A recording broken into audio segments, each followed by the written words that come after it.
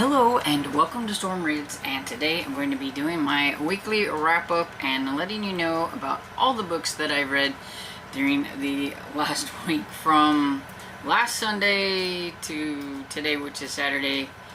These are the books. Don't make me do dates because I'm not good with dates, but you know what it is. Anyway, so I have a lot of books to talk about.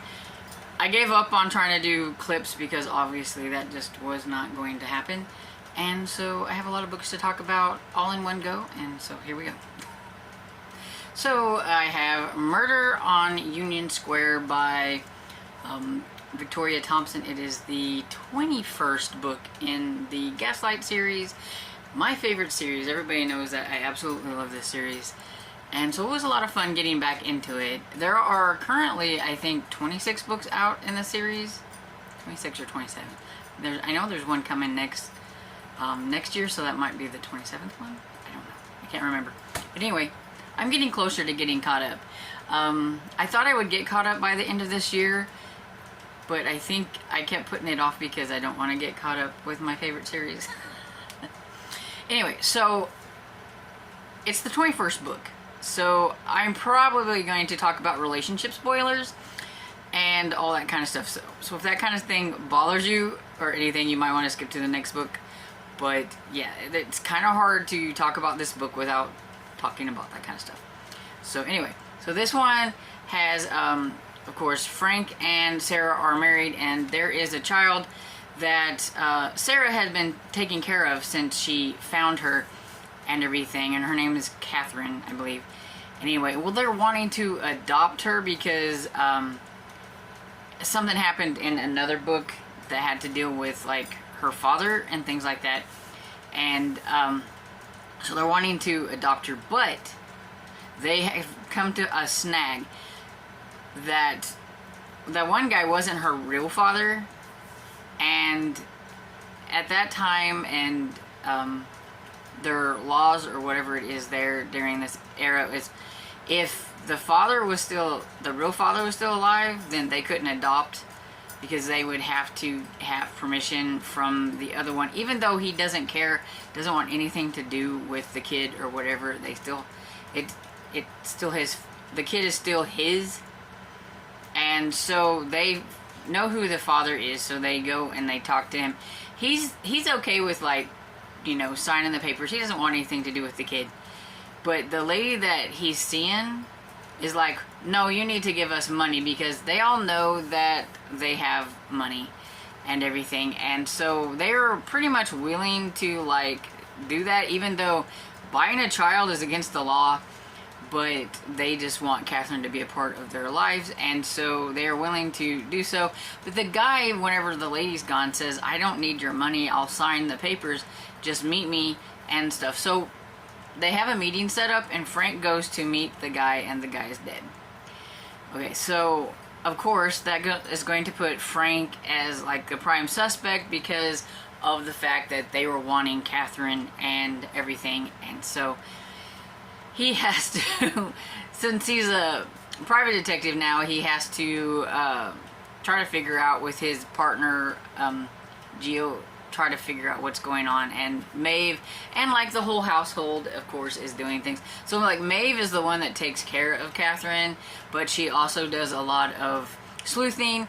She also has a major crush on his little partner, Gio, but it's funny because, like, neither one of them want to make, like, the move, but they like to make each other jealous or whatever, and it's just like, you know, okay, come on, you know, everybody knows that they like each other. So, but anyway, yeah, there were quite a few suspects. The guy belonged to, an acting like guild or whatever, and they did the acting and stuff, and his wife, I think it is, he had a wife, and then he has like a girlfriend, and then there's the leading lady of the plays and all that stuff or whatever it is, uses him for certain things. And so yeah, and then that lady has a husband, and so yeah, there's a lot of different people that it was kind of a strange case, but it was interesting too. It was good. I give it 4.5 stars. I really like this series and everything, and I really suggest it if you like historical mysteries. It's kind of cozy in a way, but it's not cozy because of the stuff that they deal with, because of the time period. It's definitely not a fluffy one, so if you just like straight up historical mysteries, I think you'll like this series.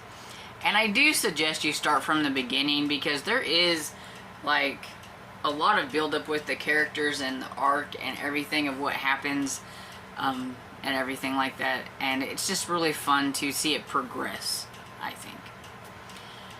And then the next one I have is a novella, and so I got Once Upon a Winter's Eve by Tessa Dare. It is 1.5 in the Spindle Cove series. I wanted something quick to go for both the Amazing Readathon and for the romance readathon that I'm doing, and so I was like, this will do it. It was only like 2 to 3 hours on audio. I listened to it at about 1.8 speed, so it went by fairly quickly. And so this one, you know, it was okay. The setup, the characters already knew each other, so then that's kind of how this setup is. Anyway, Violet Winterbottom, she's a wallflower, she's a quiet girl and everything. Not a whole lot happens to her. She's very good with languages. She knows like several different languages. And I would say she's kind of a little bit of a blue stocking and everything. And one night they're at a ball, and this guy comes in out of the elements and collapses in front of her, and he's speaking a different language that other people don't. They don't know it. I think he was speaking French or something, but she knows what he's saying, so she's talking to him and everything. And it's pretty much her job to try to figure out, is he a spy? Is he a fugitive? You know, is he just a smuggler? Is he somebody that needs help? You know, what? Because he can speak English, but he chooses not to, and so, because that way they don't understand what he's saying, only her. And she recognizes him as the guy who she knew, like, I think a year previously, who kind of swept in, romanced her, and then left, and everything. And so she's a little bitter about it at first, about him and everything, but she's also very taken with him and him with her, and so it was a very quick little, you know, romance or whatever. Like I said, it's a novella. It was 113 pages and everything, and it was okay. I give it like 3 stars. That's why I'm not a huge fan of novellas, because I just don't really think there's a lot of story, and you know, it was just like a really quick, they meet, they're in love, that's how it's gonna happen. So anyway, moving on. Okay, so the next one I also used for the Amazing Readathon and for my romance readathon, which I thought was going to be fun, and I ended up not really caring for it too much, and that is Belgard by Jamie Lilac. It's a historical young adult book, and you just don't really see a lot of historical romances in the young adult. And it's a retelling of the movie She's All That. Now, the retelling part, I didn't mind. I thought it was kind of fun how they did the retelling with this. He is, I can't remember his name. Oh, Beau Belgard. He, you know, okay, he's fancy, second son, but he's still of nobility and all that stuff and everything. And Evie Clermont is the daughter of a baker and everything. So, you know, definitely different classes of people and things like that. And so I thought that was kind of cute. He makes a bet with his brother, his stepbrother, who is going to be the one that takes over and everything, and they don't get along, Julian, and he bets Beau that he would let him have his inheritance or whatever it is. If he couldn't take somebody who is a nobody and make them the winner of the what was it called, the bloom?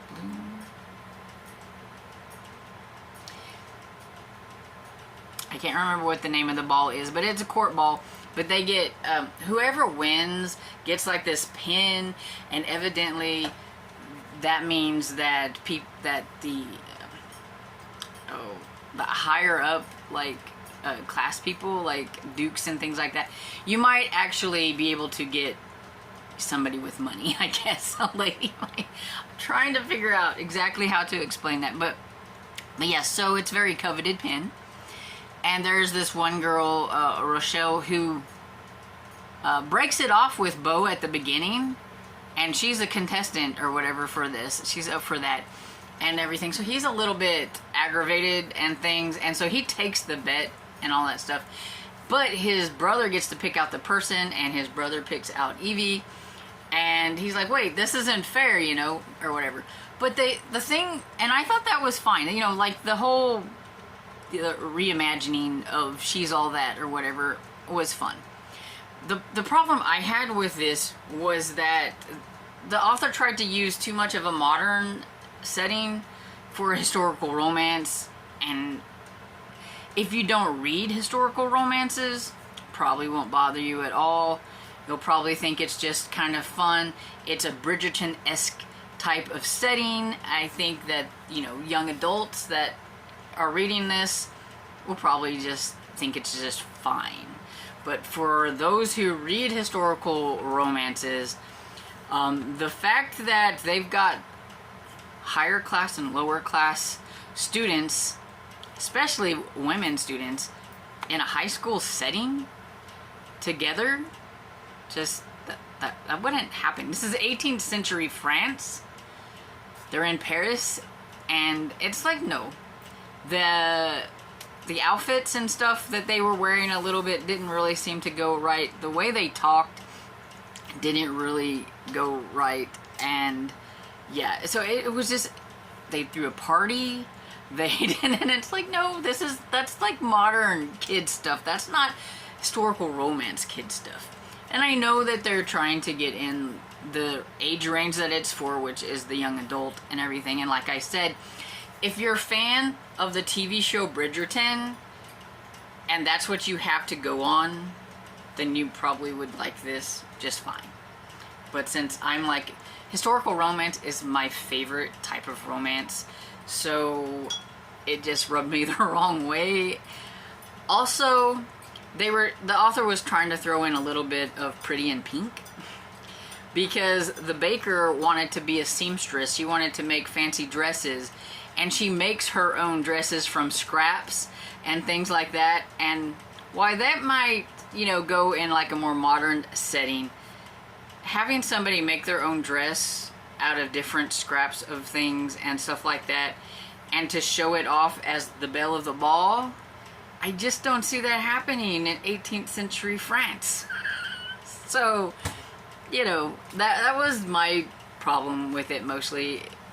But I did like the whole part of their reimagining of She's All That, and I do think there is definitely a particular set of people that will enjoy this. Like I think the young adults that it's set for would probably enjoy this, and some adults who aren't necessarily huge on historical accuracy or anything like that might enjoy it a little bit more. I give it 2 stars. I finished it because it was going to count for both readathons, or I probably would have DNF'd it during the middle of it. But it was fairly quick on audio and everything, and so I just went ahead and finished it out. It has a cute ending and things like that. It's just, there was too many things that bothered me. Moving on. Okay, so I did my re-listen of 'Twas the Knife Before Christmas. It's my reread listening. I read it as an e-arc the first time and listened to it this time. The narrator does a fabulous job. The narrator's name is Allison Ryan, and yes, she does a really good Boston accent. But anyway, 'Twas the Night Before Christmas is the second book in the Christmas Tree Farm series. We are doing a read-along of the series to the build-up of the new one that comes out in October and everything. And we are doing live on Tiffany from the Beach Bum Bookworms. Can't say that too fast, I get tongue-tied. Her channel and everything. And so yeah, so this was a lot of fun. I love the characters. I'm not gonna really talk too much about it. But it is about Holly White, and she lives in Mistletoe, Montana. Her family's there. They run the reindeer games, which is a Christmas tree farm that has all kinds of fun games and things that they do during the Christmas season. And in this one, her father has his lifelong dream of having an inn on the property where people can stay and enjoy all the stuff instead of having to travel back and forth. They can, you know, instead of just making it a day, they can make it a week or whatever it is and enjoy everything that they have going on. And so that is in construction, and Holly is kind of in charge of a lot of the stuff there. Her friend, Caroline, I believe is her name, is seen at the beginning of it arguing with a date, and then it's plastered over everywhere because her father's like the mayor or whatever and things like that. And then he ends up dead, and so she's a suspect, and so of course Holly's got to try to figure out what is going on and all that stuff. And also Evan has a little bit of a secret in this one that she's trying to figure out because he's been a little standoffish, and since what happened at the end of the first book, she's a little confused and don't understand why he's being so standoffish. And so yeah, I liked it, of course. 5 stars. It is a favorite series, and I'm pretty sure every book will be 5 stars because it's absolutely lovely. If you love Christmas and whimsical and stuff, this one is definitely very Christmassy, whimsical, and just overall very much fluffy fun. So the next one I have is In Bed with a Devil. This one, of course, is for the romance readathon. It's the first book in the Scoundrels of St. James. I've been reading so much historical and romances in general, I keep getting names messed up, so I have to kind of look at who this one is about so I can remember. Okay, so this one is about the Devil Earl. He is a scoundrel. He's been accused of murder. When he was a kid, he was accused of murdering his, supposed to be, like, brother or cousin or whoever was supposed to take over as Lord or whatever and everything. And while he's in jail, this old man comes to look at him, wants to see who it is that killed his son, and realizes that he's pretty sure that this is his grandson from his other son that had been killed. And so he rescues him from that and brings him in and treats him like he's supposed to and makes him kind of grow up in the aristocracy, but he's not used to it because he's from the streets. He grew up on the streets. There was a group called Fagin's Kids, which this guy who took care of a bunch of street rats and things like that and everything. But his grandfather took all his friends too and made them respectable as well. Some more than others. So like one of his friends is a inspector, one of his friends is a doctor, one I don't know if it's a lawyer, but does some things, I don't know. Then of course you've got Jack, who runs a gaming house, so like I said, some of them a little bit more respectable than others. And then you have their friend who's a female, and I've lost her name. I know it starts with an F. Anyway, Lucien is in love with her, and he wants to marry her. But she's not from his world. She's from his old world, not his new world, I guess you could say. And so he knows this Lady Catherine, when she was younger, like 17 or so, she was the only one that would look him in the eyes whenever he came to this ball, because everybody doesn't want anything to do with him because of the scandal that's around him with the murder and all that stuff. A lot of people don't believe that he's the rightful heir and stuff like that, and so he's not even sure. He doesn't even, he really doesn't think he is. He thinks he just felt bad for the old man and things like that. And so, but one night she comes to him because she has a problem, and since he's murdered before, why not see if he'll do it again? So she risked scandal to go to his house in the middle of the night to see if he would kill somebody for her. And yeah, so that's how they kind of get together there. But he makes a deal with her. He'll do it. She won't say who or why or anything at the moment and everything, but they make a deal with each other. She's going to teach the lady he wants to marry how to be nobility type, and everything, high class, and teach her how to do a party, the balls, to dress her right, and do all that kind of stuff. The lady doesn't really want to, the one that he wants to marry, and I kept, through the whole thing, I'm like, why don't you just tell him that you don't want to get married to him? Because she didn't really want to. I think more of her love for him was as like a brother and sister, where he had more affection for her that, but then throughout the whole thing, he realizes that his affection for her was more like that than he thought it was. It's just that, they went through a lot together. The reason he murdered somebody was because of her, because that guy was trying to take advantage of her and he killed him and stuff. So yeah, so it was kind of an interesting little situation they had together, with Catherine trying to teach her how to be like a wife for him, but then he couldn't keep his hands off of Catherine. So it was like, really?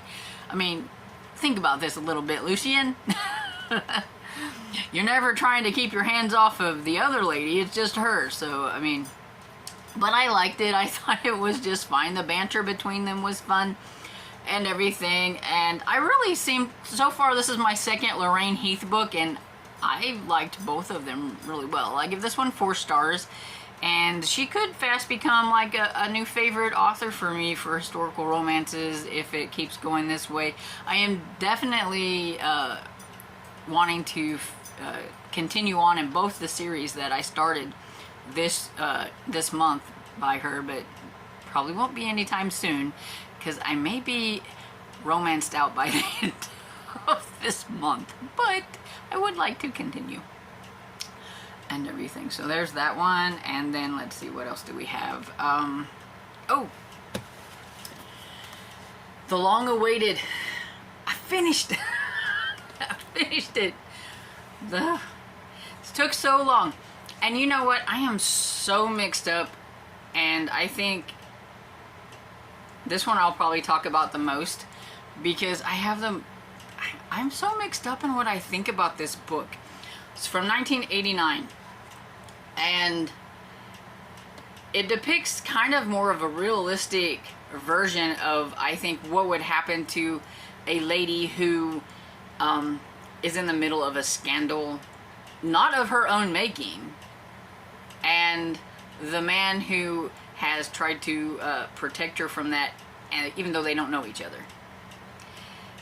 Because, you know that probably happened more often than not back in that time, because if you were seen or somebody heard of something, even if you had no choice, you didn't, facilitate it, you didn't do it, you're already compromised or whatever in the eyes of your peers, and so you're ruined, and there's not a whole lot you can do and stuff like that. And so with that, I can understand a lot of how the main character, the female character, Alexandria, felt about that. I almost forgot her name. I told you, too many historical romances. I can see why Alex was, kind of the way she was. Also, she was brought up really strict and rigid.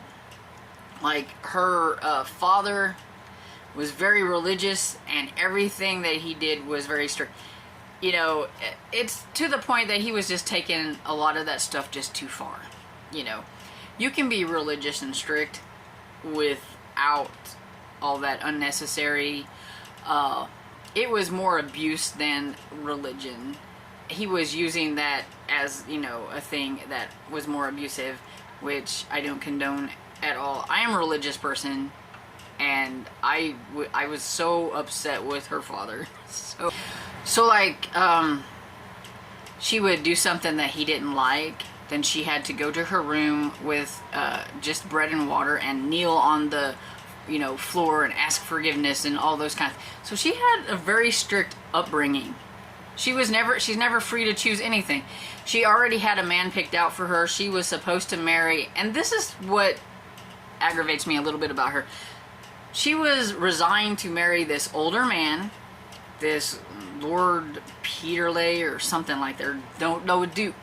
I think he was a Duke, Peterley or whatever. But he was an older man who was almost exactly like her father. And she was resigned that was her fate. She's only 21. She was going to marry this, guy. She was at a ball. She needs some, fresh air. She just wanted to get away. She has, a cloak on and everything, and she's outside, and all of a sudden she just gets kidnapped, and she's no clue what in the world is going on. She's whisked away to this house and all that stuff, and then you find out that Lord Eden, who is the younger son of the is it Amberley? Is that how you say it? I think Amberley. And he has a twin sister, and he heard that her twin sister had joked about she could marry whoever she wanted, and was talking about this one guy. And then she heard that guy talking about how he was going to elope with somebody, and he thought it was her.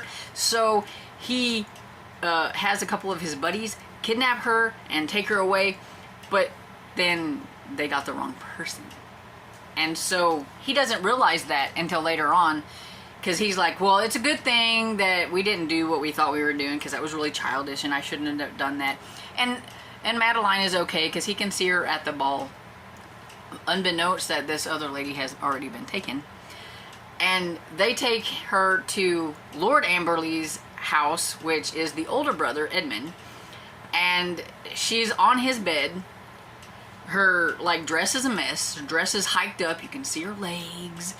Her hair's a mess. She's got this cloak on. She could almost not breathe, and she's tied up and everything, and she's very frightened. And Lord Amberley, he wasn't at home, and he comes home really late, and there's this lady in his bed.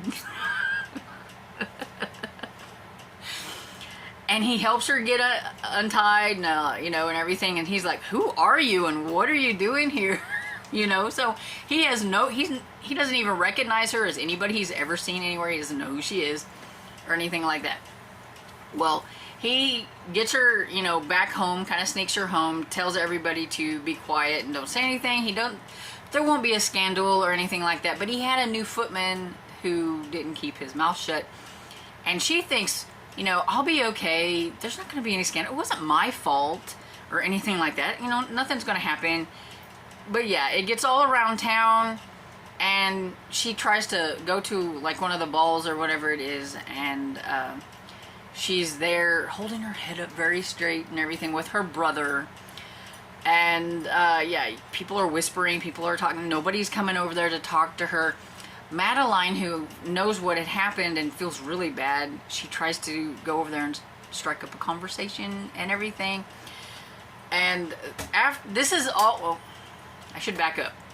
Both of the brothers asked for her hand in marriage, and she said no to both of them, which really ticked off her father.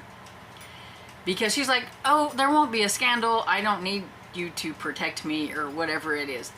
Well, then they go to the party. And then Lord Amberley is there, and he's heard all about what's going around and what happened.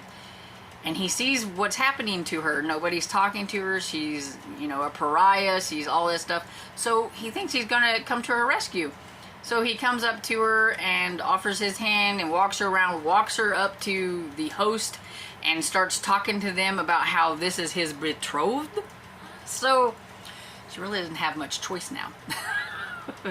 So I understand her thinking that he's pushed her into this marriage that she didn't want, but he was doing it to protect her. And throughout this whole thing, I did not like Alex very much at all, because she knows that he's very nice. She's fallen in love with him over the time period that they've had their engagement or whatever. He's taken her after the season. He has taken her home with her mother and everything to his home, Amberley, and his family is trying to be super nice to her and all that kind of stuff. And poor Lord Eden, he just feels so bad that his brother is taking it upon him. It should be him. It was his fault.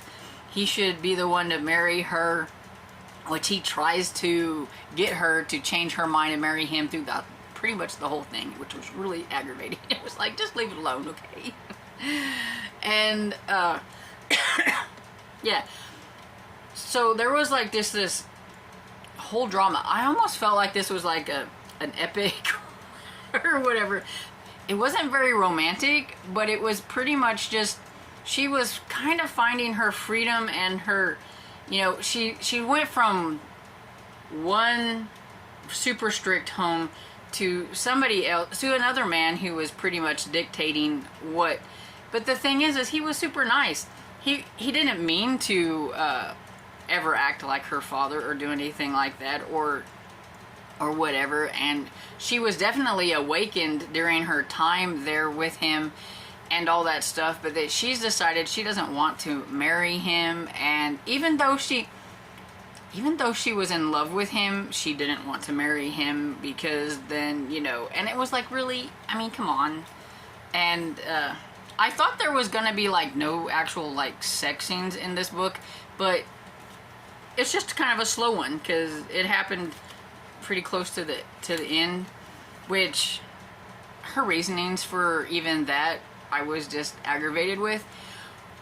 But it kept me reading. I was really invested to find out what happened. I was really like rooting for Edmund, because I didn't really care for her that much, and I really thought Edmund would have been better off without her, but he really did start to fall for her, and so I was feeling bad for him. And I liked all the characters, and you get you get the side characters too, so it's not just them.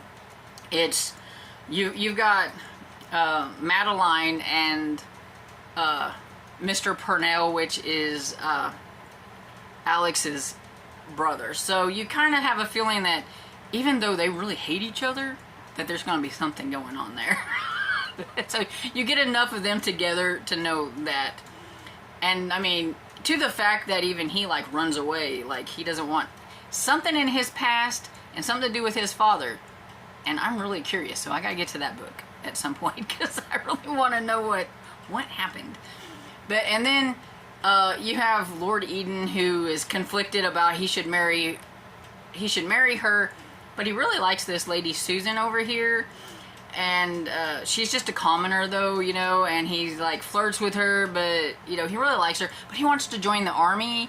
And so, you know, you got all this stuff, so you know that his story, he's probably going to be in the army or coming from the army or something like that. So I'm kind of curious to see what happens with him too. So it's a trilogy, and so I do want to, but I'm really conflicted on my rating. I'm almost, I don't know if it's a 4-star, but it's not a 3-star. It's more like a 3.75.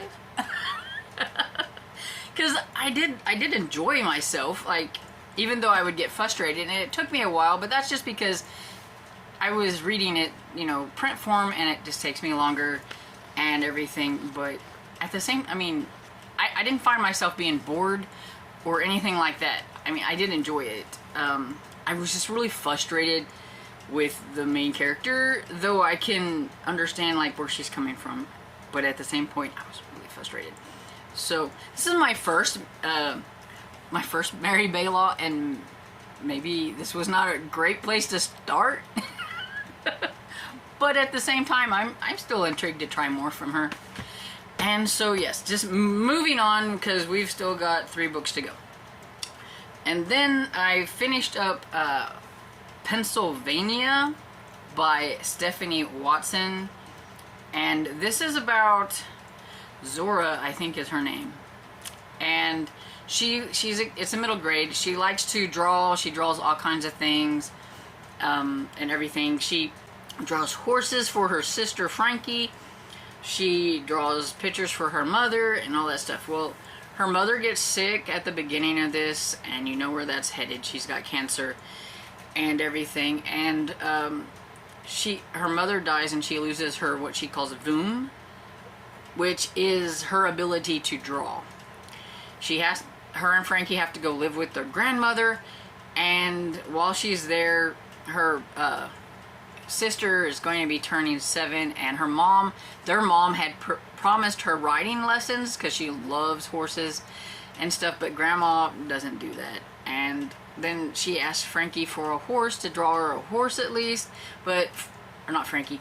Frankie has asked Zora to draw her horse, but she's lost her voom. She just can't do it. She picks up the pencil and it just doesn't happen. She gets really frustrated, so she starts scribbling in her sketchbook and just scribbling over everything that she's drawn on there and everything, and then something magical happens, and they get swooped into the sketchbook into the land of Pennsylvania.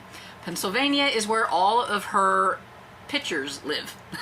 From when she was a little baby drawing or whatever, like, 2 or 3-year-old sketches, to how old she is now or whatever, sketches and stuff in there. So all her, like, animals, mud puddles, weird characters or whatever, they all live there.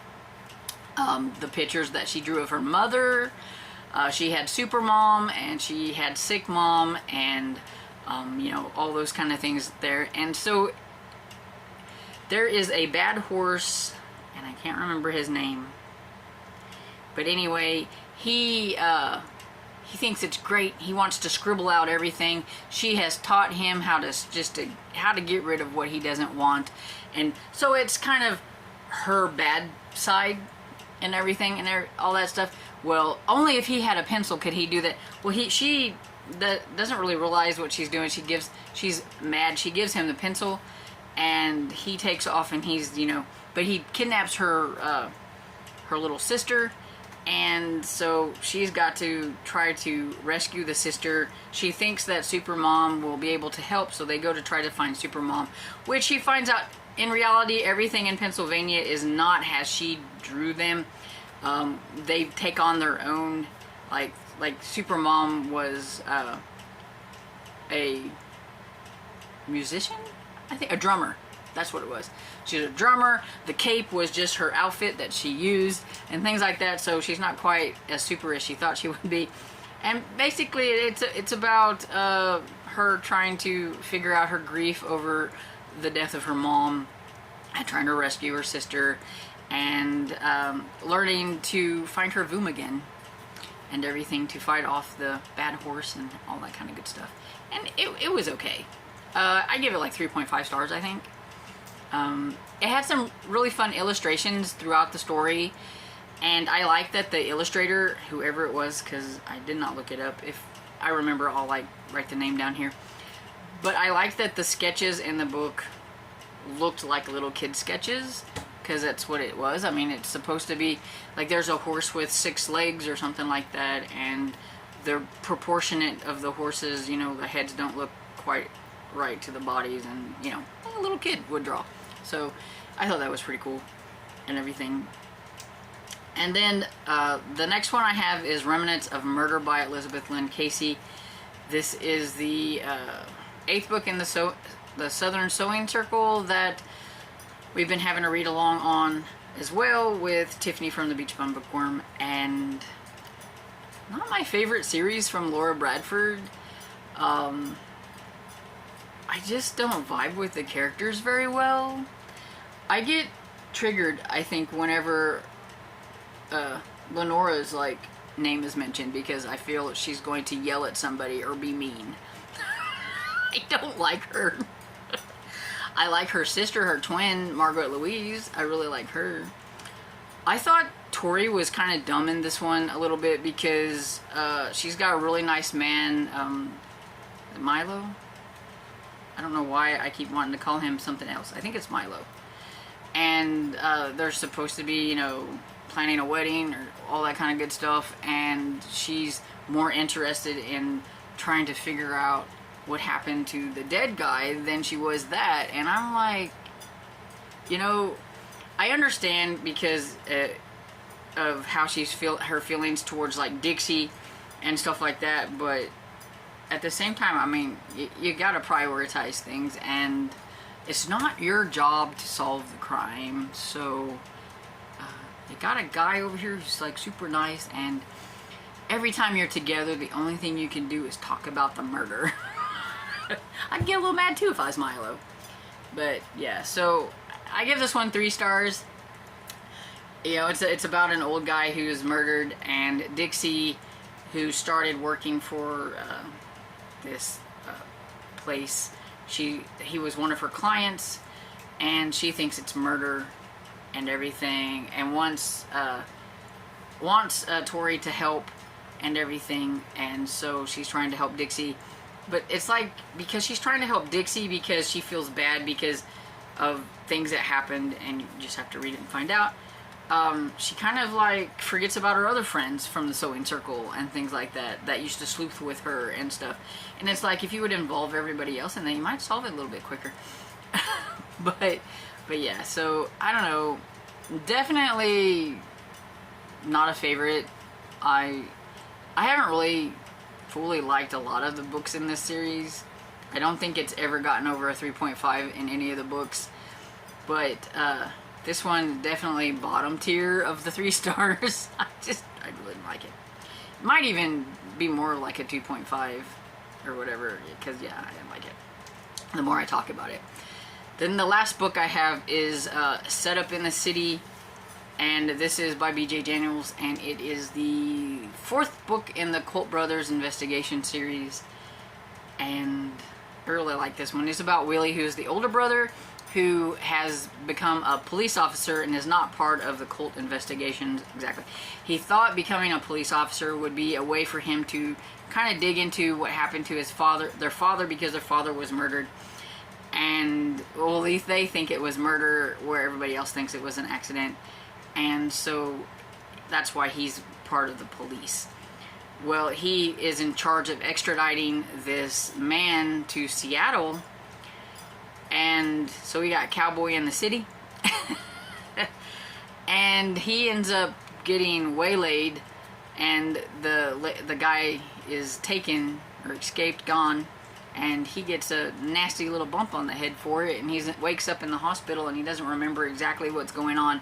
Then he finally figures things out, and what he's figuring it out leads him to Eleanor, who is the lawyer for the guy that escaped or got away or was taken, because you're not sure exactly at the beginning.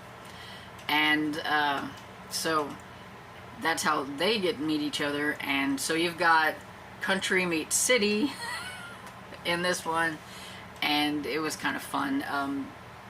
They're in danger throughout the whole thing. It's very quick. It was like 5.5 hours on audio, 226 pages, and it definitely kind of an insta attraction to get it going, because it is short. It's a Harlequin intrigue. I don't know the number or anything, but I love B.J. Daniels, and to me, so far, she has never done anything wrong in my eyes. She gives me cowboys and she gives me mystery, and that's 2 things that I dearly love. So this one had a lot of action in it. There's somebody after them throughout the whole entire thing. People are ending up murdered right and left, and she's just lucky to be alive. He even takes a bullet. He gets, I mean, a lot of things are happening there in this small book. So I really liked it. I gave it 4 stars. And so I think I prattled on long enough about everything. And I've read a lot of books this month, a lot of books, more than I thought I would read. And so next week there might not be quite as much. wrapping up August. We have one more leg in the amazing readathon, so I'll be reading a book for that. I may not read a sightseeing book. I might just read the book I need to read. I have one more print book that I'm reading on, and that's The Black Lion by Jude Devereaux. And I haven't gotten very far in it, so I'd like to try to finish this one before the end of the month, so I'll be working really hard on that. I don't have any ebooks, and I don't have any audiobooks on the go as of right now, but I'm sure there are some short middle grade books that I have on my Libby that I'd like to get to before the month is over, just to get them finished up and off of there and stuff. But yeah, I don't foresee reading quite as many books as I did this week. But some of them I was finishing up. Pennsylvania, I was already halfway through it, and I just decided to finish it up and get it done. And I had short books and things like that. But yeah, it was a very busy reading wise. And so if you've read any of these books, let me know what you thought about them down in the comments. Don't forget to like and subscribe, because I would really like to get to 1,000 subscribers, and subscribing is free, so just click the little subscribe button. So anyway, I hope you enjoyed this video, and I will see you in the next one. Bye.